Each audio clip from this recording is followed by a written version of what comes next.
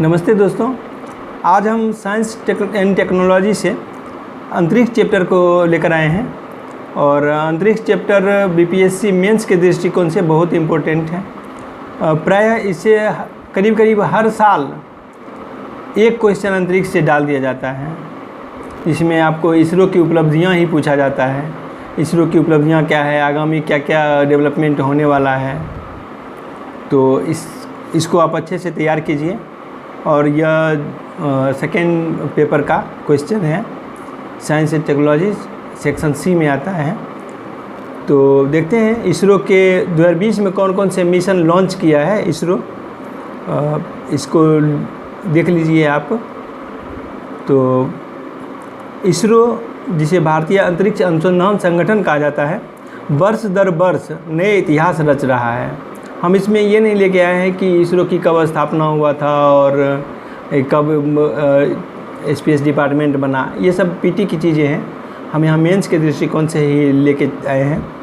तो इसरो वर्ष दर वर्ष नए इतिहास रच रहा है, क्योंकि बीते वर्षों की तरह ही इसरो ने वर्ष 2020 में भी नए कीर्तिमान को स्थापित किया है। इसरो जिस जोश और बेहद उन्नत तकनीक के साथ एक के बाद एक सफल अभियानों को अंजाम दे रहा है और इसके कारण इसका लोहा पूरी दुनिया को मानना पड़ रहा है। इसरो के बुलंद हौसलों और इसके अभियानों की बड़ी सफलता दर के कारण इसका सफलता दर बहुत उच्च है, जिसके कारण नासा भी अब अपने उपग्रह को प्रक्षेपण कराने के लिए इसरो की मदद लेने लगा है। देखते हैं कि 2020 के कौन कौन से मिशन हैं। तो पहला मिशन है EOS-1 पृथ्वी अवलोकन उपग्रह। इसरो ने PSLV C-49 के द्वारा पृथ्वी अवलोकन उपग्रह EOS-1 को प्रक्षेपित किया।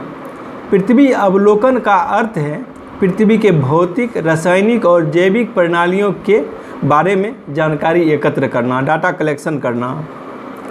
और इसका उद्देश्य है कृषि प्रबंधन, वानिकी और आपदा प्रबंधन में सहायता उपलब्ध कराना। पृथ्वी अवलोकन उपग्रह कृषि प्रबंधन में, आपदा प्रबंधन में और वानिकी में सहायता उपलब्ध कराएगा, डाटा कलेक्शन करेगा। अब देखते हैं इसके बारे में कि यह PSLV का 51वां मिशन था। इस मिशन के अंतर्गत 9 विदेशी उपग्रहों को छोड़ा गया था। विदेशी उपग्रह भी इसमें शामिल था, जो कि 9 संख्या उसका 9 था। इन उपग्रहों को अंतरिक्ष विभाग के न्यू स्पेस इंडिया लिमिटेड के साथ वाणिज्यिक समझौते के हिस्से के रूप में लॉन्च किया गया।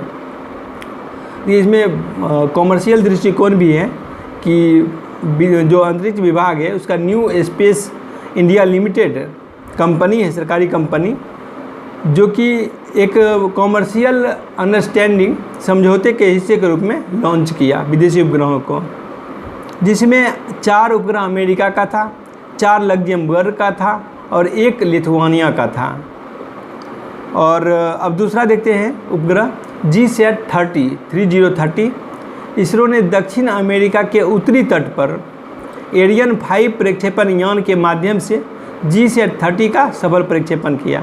अब आप कहिएगा कि इसरो अपने स्वयं क्यों नहीं प्रक्षेपण किया, जो एरियन 5 प्रक्षेपण यान से प्रक्षेपण किया।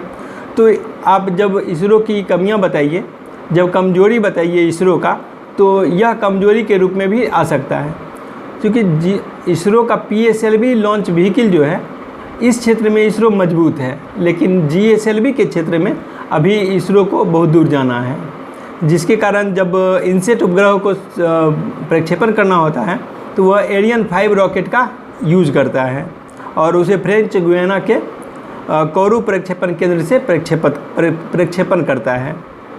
तो यह इसरो द्वारा तैयार किया गया दूरसंचार उपग्रह इनसेट सैटेलाइट की जगह काम करेगा। इसका उद्देश्य DTH, टेलीविज़न सेवाएं, ATM, stock exchange, television uplinking और टेलीपोर्ट सेवाओं के लिए VSAT कनेक्टिविटी देना। और तीसरा जो उपग्रह है इसका RISAT-2BR-1, ये थोड़ा टेक्निकल सब्जेक्ट है, इसलिए थोड़ा सा आपको डाटा पर भी ध्यान देना होगा और टेक्निकली इसको हैंडल करना होगा। तो तीसरा उपग्रह है RISAT-2BR-1।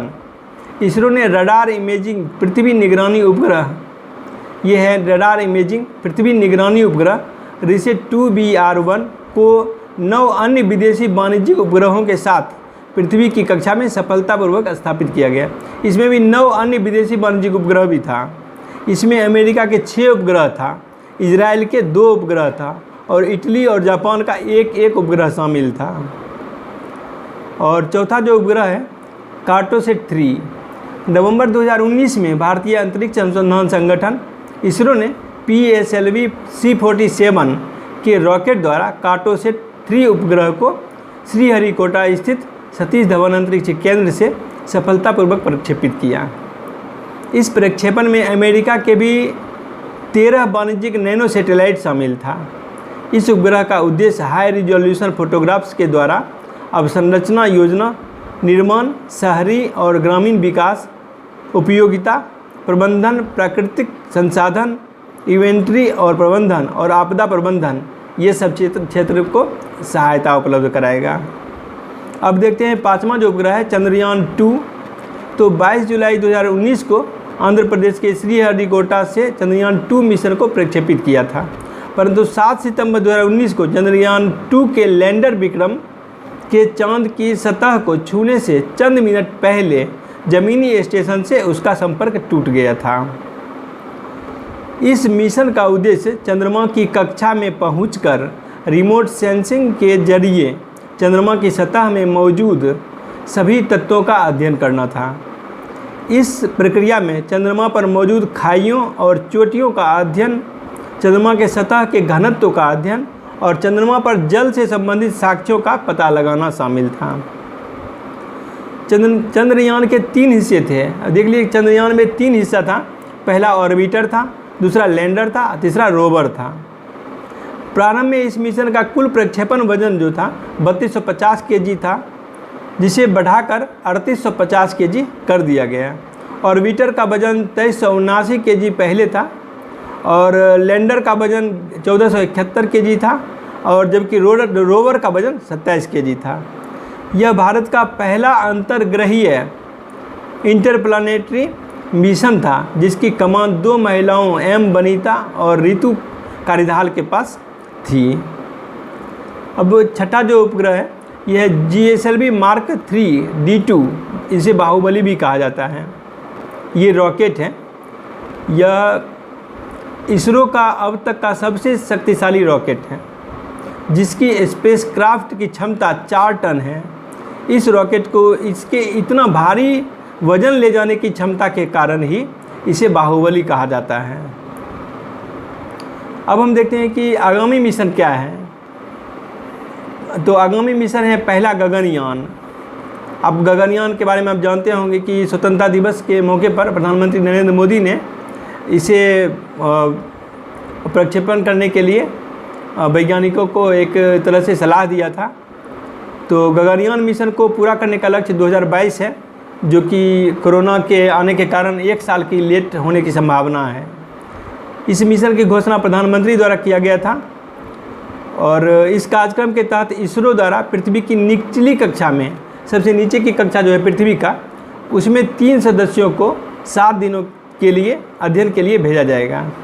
गगनयान को GSLV Mark 3 रॉकेट से भेजा जाएगा। अब अभी पढ़े थे कि GSLV Mark 3 को बाहुबली नाम दिया गया है। अब दूसरा जो उपग्रह है यह है आदित्य L1। सूर्य पर प्रथम भारतीय मिशन 2018 में ये आदित्य L1 जो है सूर्य पर पहला मिशन है। तो इसको देखते हैं। 2018 में इसरो ने घोषणा किया था कि वह 2022 में गगनयान जाएगा और 23 में आदित्य L1 को प्रक्षेपण किया जाएगा। 2023 में सूर्य के अध्ययन हेतु पहला भारतीय मिशन आदित्य L1 लॉन्च करेगा। लगभग 400 kg वजन के सैटेलाइट को Lagrange point L1, Lagrange point को 5 भागों में विभाजित किया गया, L1, L2, L3, L4 और L5। उसमें L1 पॉइंट पर प्रभामंडल कक्षा में स्थापित किया जाएगा। इस मिशन का प्रमुख उद्देश्य है सूर्य की सबसे बाहरी परत की गतिशीलता, प्रकृति और कोरोना और क्रोमोस्फीयर का अध्ययन करना। अब देखते हैं चंद्रयान 3।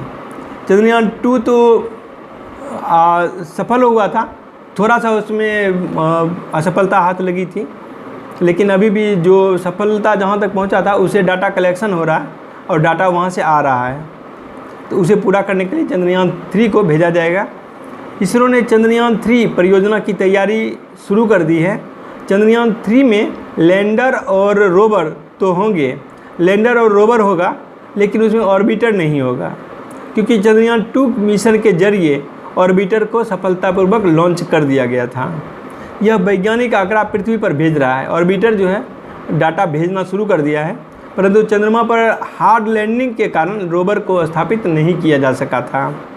चंद्रयान 3 मिशन का लक्ष्य चंद्रमा का दक्षिणी ध्रुव है, जहां पहले कोई चंद्रयान नहीं गया था। इस परियोजना की लागत करीब 250 करोड़ रुपये होगा। तो इस तरह आप स्पेस चैप्टर को कंप्लीट कीजिए, और इसको बार बार लिखना पड़ेगा, आपको याद रहने वाला ही है नहीं। 2-4 बार आप जब तक लिखिएगा नहीं तब तक याद नहीं होगा। तो इस तरह से आप इसको तैयार कीजिए। अगर वीडियो पसंद आई हो तो लाइक कीजिएगा, सब्सक्राइब कीजिएगा और दोस्तों में शेयर कीजिएगा। Thank you.